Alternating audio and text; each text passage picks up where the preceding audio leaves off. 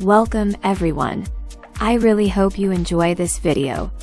Please don't forget to like and subscribe. Thanks and have a fantastic day.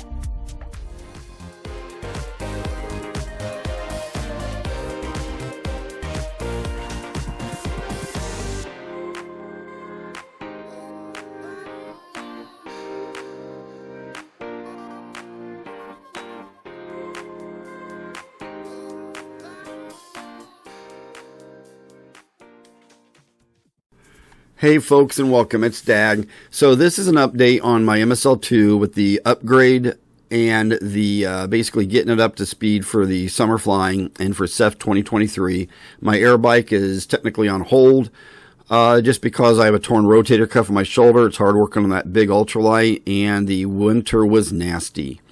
So I want to kind of cover some of the things I'm doing to the Emmaselle II before I fly it this summer. Number one, I got to finish the 3D printed radial engine. I don't have all the spark plug wires done on it yet. I just ran out of time last year. I am moving where the radio is located in this airplane because the wiring's a rat nest. I'm modifying the landing gear a little bit. I'm rebuilding a new tail gear suspension. As you can see looking at the 3D printed radial, there's a lot of cylinders that don't have spark plugs and stuff like that in it. There's a lot of the wires still missing that goes to the spark plugs in the cylinders and stuff like that. As you do know, if you've ever seen the plane fly, I have an artificial exhaust that flashes in each exhaust pipe. This is the controller for it.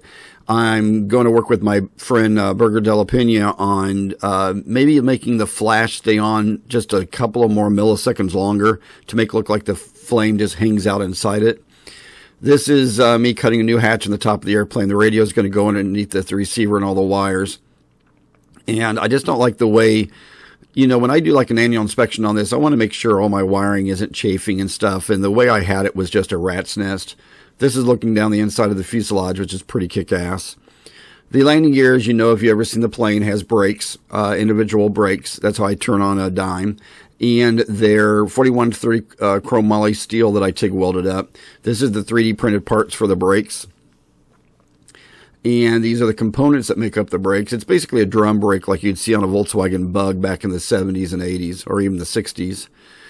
This is on the top of this picture are the two bungee sets, which are the suspension.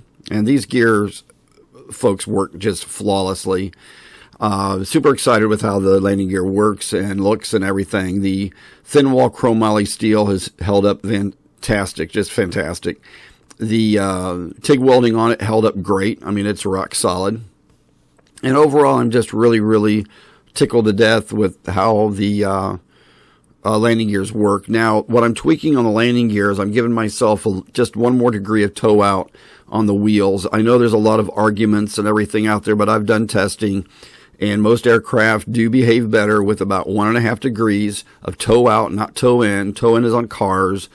You can argue all you want, but my testing of 3 different models plus about 8 of my pals testing it realizes that it's just basically a myth that having toe in on tail dragger airplanes help you. Rock on. Have a great day. I'll see you next time, and be safe.